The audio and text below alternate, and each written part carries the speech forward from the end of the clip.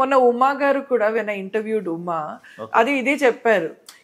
ఈ బ్రిడ్జ్ అయితే ఉంది, that also we are looking for volunteers. Just వాళ్ళని హాస్పిటల్ తీసుకుని వెళ్ళడము, వాళ్ళు ఏం మందులు రాశారు, అది ఎక్కడ బ్లడ్ టెస్ట్ చేయాలి, నెక్స్ట్ ఏంటి అని, అది కూడా we are looking for volunteers to come and be part of it అని. వాళ్ళు ఏదో 1 hour 1/2 hour వరకు ఇంతవరకు అంటే అవును, అంటే నాతో పాటు నేను ఉంటాను దాంట్లోని ఒక బ్లడ్ అరేంజ్ చేయాలి. అవును, అది కూడా చాలా కష్టం. అది లేక కూడా చాలా వరకు చనిపోయిన సందర్భాలు కూడా ఉంటాయి. అవును. సో ఇవన్నీ మేడం అంటే క్యాల్కులేట్ చేసుకుంటే ఏంటంటే ప్రతిదీ అంటే మెరుగుపడింది అని అన్నారు కదా, ఇంకా మెరుగుపడాలి. మెరుగుపడంలో 5-10% మెరుగుపడడం అంటే నా దృక్పథం కాదు, నేను చూసిన దాంట్లో. బట్ జరగాల్సింది ఇంకా చాలా ఉంది న్యాయం. మీరు ఇన్ ఇయర్స్ నుంచి గ్రాస్ రూట్ లెవెల్లో your been associated and work చేస్తున్నారు కదా, which is one success story your something very close to your heart which you feel okay ఏదో ఒక మార్పు చూశాను నేను అని? అదే మేడం, మార్పు అంటే వాళ్ళ గ్రామీణ పరంగా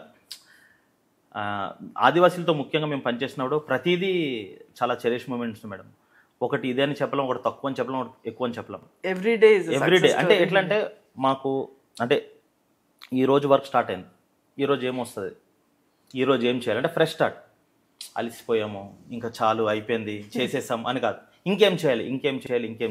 and everyday is a challenge. ఒక ఫోన్ చేస్తాడు, సార్ మాకు బ్లడ్ కావాలంటాడు, సార్ మాకు ఇట్లా ఏదో కొత్తగా నేమ్ రిపిటేషన్ అంబులెన్స్ కావాలంటారు, సార్ ఇంకా మాకు వెళ్ళడానికి డబ్బులు లేదు సార్, ఎందుకు మీరు చెప్పారు చనిపోయారు ఎట్లా చేయాలి సార్, మేము పంపించాలి. వాడు ఏం లేకుండా వస్తారు. అండ్ కొన్ని సందర్భాలు వాళ్ళు ఇక్కడికి వస్తారు, ఫోన్స్ ఉండవు.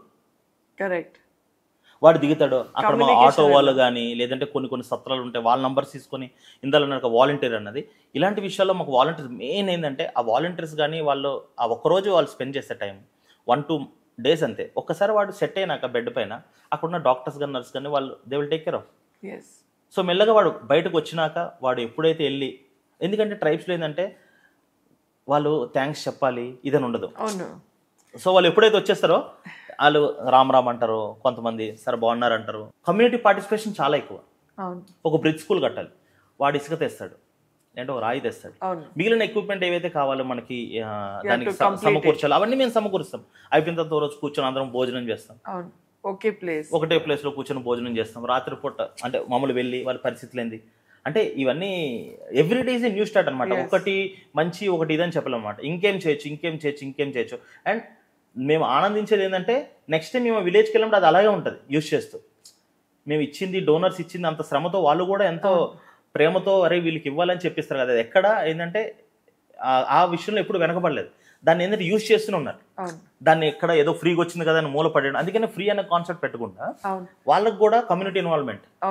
సరే ఒక ఊర్లో ఒక 3 kilometer దూరం నుంచి పైప్ వేయాలి, ఊరోళ్ళు అందరూ కలిసి గ్రామ పొత్తు కింద మీరు ఎంతో కొంచెం చేయండి, లేదంటే మీరు శ్రమదానం చేయండి, కలిసి పనిచేయండి. అరే రేపు రోజున ఏంటంటే దే ఓన్ దట్ ఓనర్షిప్ అన్నమాట. ఆ ఓనర్షిప్ అనేది వాడు బిల్ చేసుకుంటారు లోపల, ఇది మనది. అండ్ ఒక స్కూల్ కడితే వాడు చెప్పడం మీరు ఈ స్కూల్ ఇది ఒకరికే కాదు, ఎప్పుడైనా మీకు వర్షాలు వచ్చాయి, వరదలు వచ్చాయి, మీ పంట పోతుంది, మీరు ఇవన్నీ తీసుకొచ్చి మీ ధాన్యం కూడా ఇక్కడ పెట్టుకోవచ్చు. లేదంటే మీకు ఏదైనా మీ ఊరోళ్ళందరూ కలిసి సమస్య గురించి డిస్కస్ చేయాలి, అప్పుడు మీరు ఇది పెట్టుకోవచ్చు. లేదంటే ఇంకేదైనా మీ ఇక్కడ ఏదైనా మెడికల్ క్యాంప్ జరుగుతుంది అంటే ఏంటంటే ఒక కమ్యూనిటీ బేస్డ్ ఇన్వాల్వ్మెంట్ ఉండే ప్రోగ్రామ్స్ మాత్రమే చేయాలి. నాట్ ఇన్ రిలీజియస్ వే ఇది కాకుండా ఏదైతే కమ్యూనిటీకి ఉపయోగపడుతుందో అవి ప్రోగ్రామ్స్ ఏమైనా మీరు చేసుకోవచ్చు. అప్పుడు రెస్పాన్సిబిలిటీ కూడా ఉంటుంది. ఇంకా ఇతర జంతువులు రాకుండా వాడు కాపాడతాడు. లేటెస్ట్ న్యూస్ అప్డేట్స్ కోసం ఇప్పుడే డౌన్లోడ్ చేసుకోండి మీడియా ఎఫెక్ట్స్ యాప్.